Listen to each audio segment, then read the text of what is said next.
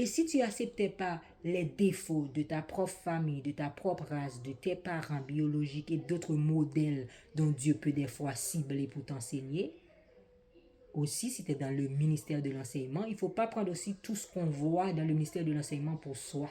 Il faut savoir dire, OK, ça c'est une communication que Dieu, là où je m'en vais, je vais rencontrer tel style, que Dieu veut que je prêche de telle manière, ces paroles à donner pour le peuple. Il ne faut pas prendre tout ce qu'on donne pour soi et savoir faire la distinction. Mais la conviction que Dieu te donne est très importante.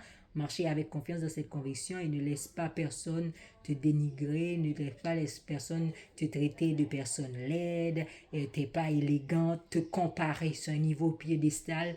Cette personne est élégante, mais toi, tu l'es pas élégante, tu l'es moins élégante.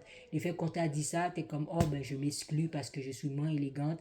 Ben, on doit voir juste cette personne. Est-ce que tu sais qu'est-ce qui est en train d'utiliser dans l'égalité de la personne? La personne peut avoir un courant, la personne peut être dans un mouvement. Et puis toi, Dieu veut que tu sois assis, Dieu veut que tu sois debout, Dieu veut que tu sois... D'ailleurs, il y a un temps pour debout, être assis. Et ce temps-là, Dieu veut que tu amènes son message dans une autre dimension, comme Dieu veut dans la personnalité qu'il a construit, bâti en toi. Tu vas laisser une personne te dire tu ne peux pas, et tu es exclu à cause d'une autre personne. Non!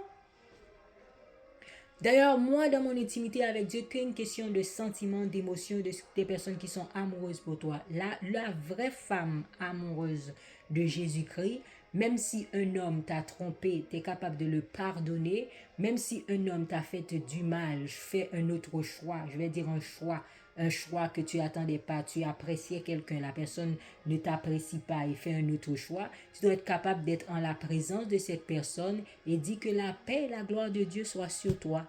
Ça ne peut pas t'empêcher dans ton ministère d'avancer, de ne faire quoi que ce soit. Parce que Dieu, il nous voit comme nous sommes, il nous prend comme nous sommes, il nous transforme, il nous change comme nous sommes. Et puis après, il fait de nous un joyau du ciel, un joyau de ce qui est dans l'élément de son cœur à cœur, de son royaume. Pas de rien de ce qui vient sur la terre, de Dieu lui-même. Alors il faut savoir ça, écouter ça, entendre ça, pratiquer ça et appliquer ça. Ne laisse personne, encore une fois, te mettre dans un dos à dos que je pourrais dire. Quand tu rencontres dans un dos avec une autre, sache que c'est une dos, ok, je suis le backup de ta vie. Si l'homme de ta vie est là, tu tournes tes dos à dos, tu dis que cet homme, je suis ta force, je suis la personne qui te donne ta force. Quand tu es faible, je suis ton backup. Et tu élimines toutes les tintins.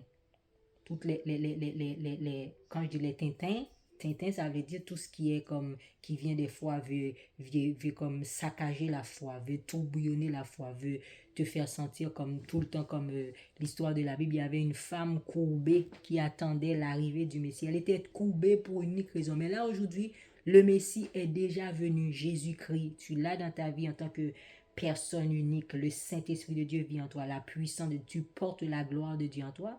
Tu ne veux pas être dans cette dimension de courbé. Si tu es courbé, il y a autre chose. Il faut que tu demandes à Dieu, c'est quoi qui fait en quelque sorte que je suis courbé parce que j'ai déjà reçu cette libération, j'ai cette délivrance.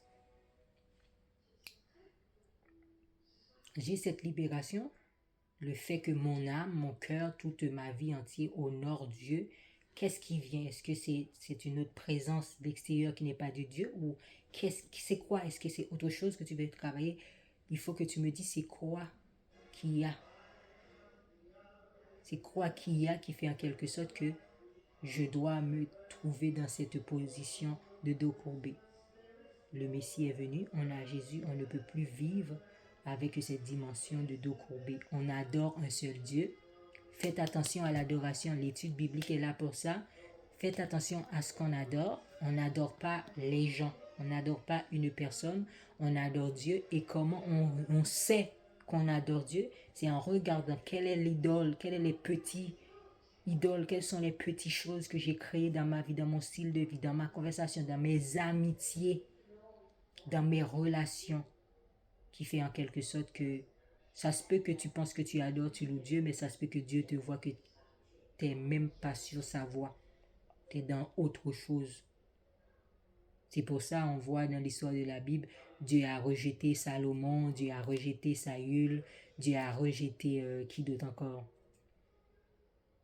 Dieu n'a pas rejeté Judas, il est allé faire autre chose après avoir trahi Jésus.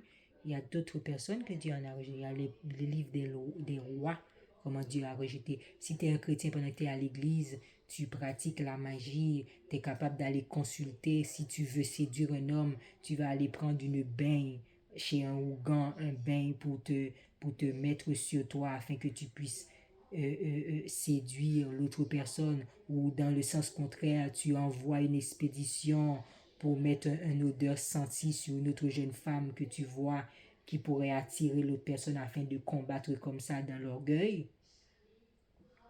C'est comme ça que tu choisis ta préparation dans l'orgueil, par la tuerie, la furie, et menacer la vie des autres et comme essayer de détruire l'autre.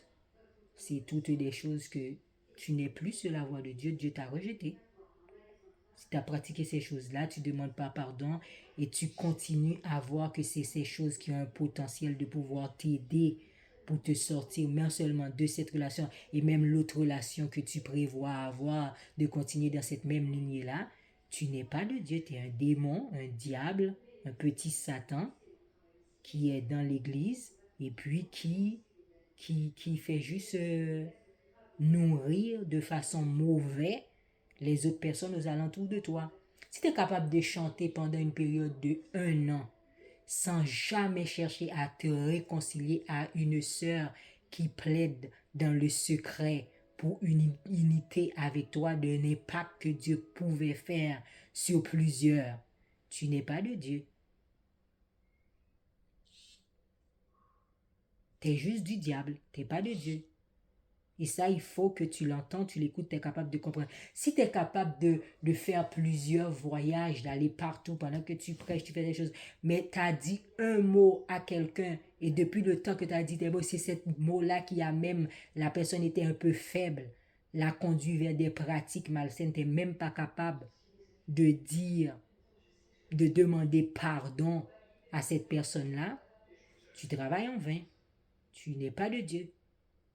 Et même des fois aussi des circonstances qui sont arrivées dans notre vie personnelle, on sert Dieu, mais des fois on dit au Seigneur Jésus, on n'est même pas capable de dire Seigneur Jésus, on n'est même pas capable de dire à Dieu, je suis déçu parce que je m'attendais à ça, l'objectif n'est pas arrivé, mais tu es là dans la haine, je fais ça, c'est comme tu es en train de combattre avec Dieu, tu es quand même t'es pas dans le plan parfait, dans la volonté de Dieu. Et dès que tu n'es pas dans la volonté, dans le plan parfait de Dieu, tu dois te sentir malaise, tu dois te sentir comme un peu désorienté. Parce qu'il y a une organisation qui représente le plan parfait de Dieu. Il y a une organisation qui représente le plan parfait de Dieu. Il y a un système de défense que tu as qui représente le royaume de Dieu. Il y a toute une conversation quand tu es capable d'avoir avec les autres, une facilité, l'utilité dont Dieu met dans ta vie pour être utile auprès des autres. Et si tu es dans le corps de voire même si tu es dans une représentation qui est devant l'Assemblée, qui fait partie de l'administration, fait partie quand je pourrais dire, quelles sont les personnes qu'on voit plus souvent à l'église? L'accueil, la louange, l'adoration, le ministère de la louange, l'adoration, les musiciens, ceux qui des fois qui se mettent debout, des fois ouais, qui fait partie de l'accueil. C'est des personnes qui font partie de l'accueil, des fois qui vont aller prendre pour l'offrande et dont voit déposer l'offrande. Tu n'es pas capable d'avoir une communication saine avec ces personnes-là et tout ce que tu fais, c'est pour montrer que tu es telle chose. Ça n'est pas de Dieu. C'est pas de Dieu. Ça peut venir de... Il y a un esprit, c'est en priant que j'ai pu comprendre qu'il y a un esprit même qui s'appelle esprit d'ennui. Esprit d'ennui, esprit d'intimidation. L'esprit d'ennui, c'est un esprit qui fait pair avec l'intimidation. La plupart du temps, quand l'esprit d'ennui vient dans la vie, va envoyer quelqu'un pour t'intimider. Comme j'ai parlé de plusieurs choses sur l'habillement, l'intimidation sur ta façon de parler, l'intimidation pour que ta façon de t'habiller, l'intimidation sur tes cheveux, l'intimidation sur le maquillage,